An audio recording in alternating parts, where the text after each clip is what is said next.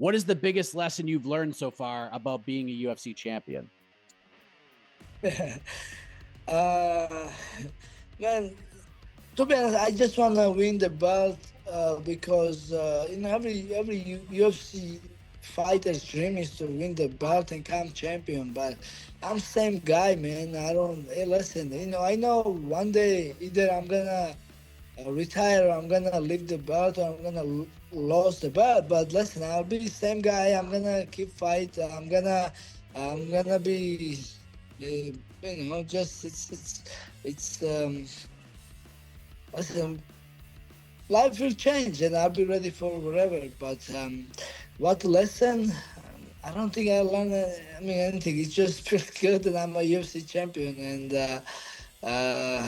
I was able to achieve my goal, and I will be forever UFC champion, and I'm just grateful for that, and I'm happy and grateful. You just won the title in September, that big event at Sphere, and it'll be 4 months and around 4 days since winning the belt after going 5 rounds with Sean O'Malley. Not the most ideal situation, is it?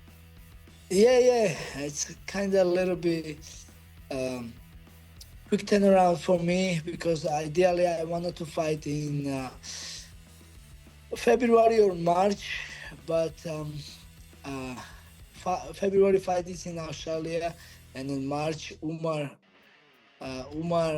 don't wanna fight because of Ramadan, and now uh, I have to fight on my holidays, and it's a little bit quick turnaround, but I'm all in and ready to go. But how did this go down from your perspective? Did you go up to Dana in the brass and say, look, man, I want to shut this dude up. Let's book this fight? No, like I said, I wanted to fight March, but Umar said no because of Ramadan, and that's why I was saying that okay, I will fight Peter March, and I will fight uh, O'Malley April, and like I thought Umar was fighting Song Yadong, and okay, one more fight and fight after, and uh, but.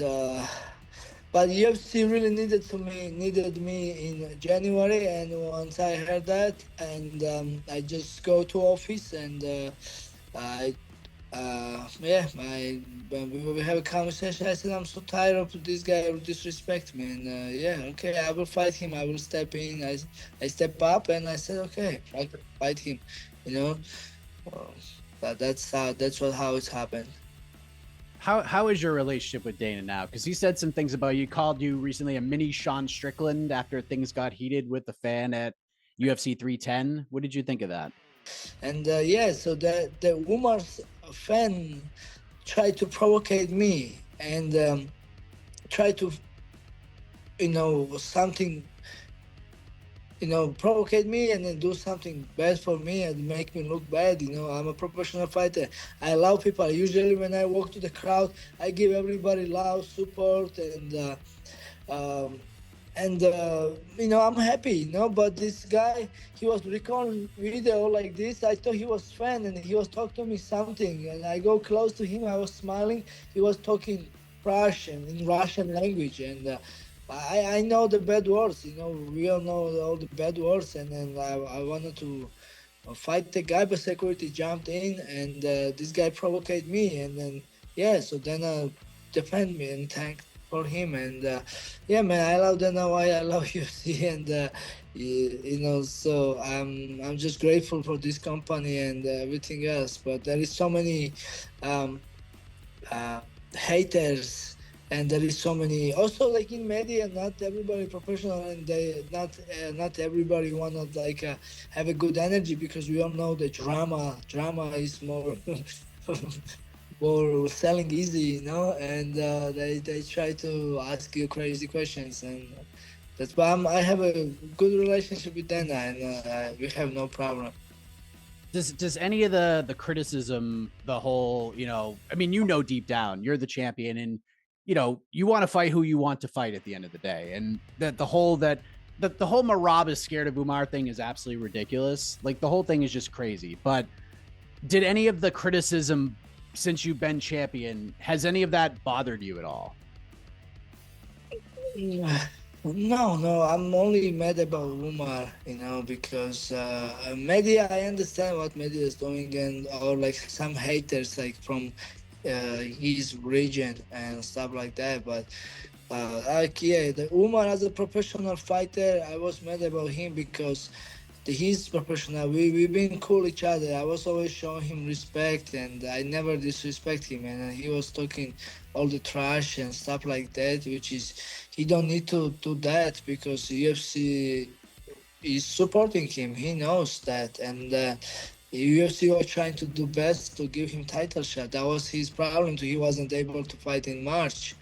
It's not UFC's problem, and it's not my problem. So he wasn't able to fight in March, and okay, I understand he want to fight in January, but bro, I have things going on, and I was injured, and I had I wasn't like training 100% because I have some problems going, and then I'm a champion. At least I need a proper training camp to get ready. But don't mention my country disrespectful way, and don't call me fake champion. Because I don't deserve that. And that's why I was mad, and that's why everybody saw me at the press conference how I was mad because of all that.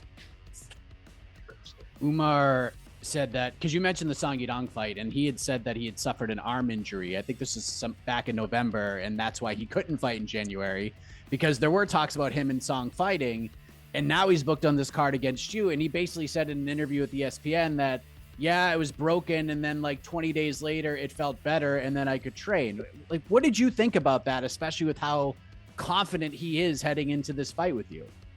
He's bullshitting. He's a bullshit guy, and I'm not buying this bullshit. Yeah. What's he bullshitting about, you think? His injury, like he has like a little injury in his arm, and he was, like I had injury, big injury, and but I don't mentioning this. I'm not bring it up this one. Everybody has an injury. Every professional fighter has an injury, and like, oh yeah, like he's bullshitting. Because yeah, he said he was training. I saw he was punching bags very good. Like when he arrived in Vegas, you can go and see in the video he posted. He was punching bag, and if you have any problem with the hand, you won't be able to punch the bag. And then he was punching bag very normal, and I think he's just mentioning this like making some excuse. You're not afraid of the man, but you feel like he has not done enough to earn his proper title shot here. So what did you think of the Corey Sandhagen fight? Yeah, Corey Sandhagen fight was good, but my problem was before he wasn't fighting anybody, the ranked guy, and from fight before he fight debut guy, and because of he win against debut guy, he fight number 2, which is for me it's not right. It's a shortcut, and it's cheating. And yeah, the fight was good. It's not easy to beat Corey Sandhagen like this, and Umar is a good fighter. But like you have to earn it. There is Bautista has 7-5 win streak, and I think Bautista earned it even more. A few last things. What do you feel like a win over Umar does for your legacy in the bantamweight division? I mean, you guys decide. You guys know better than me. So, Umar is undefeated guy. He's.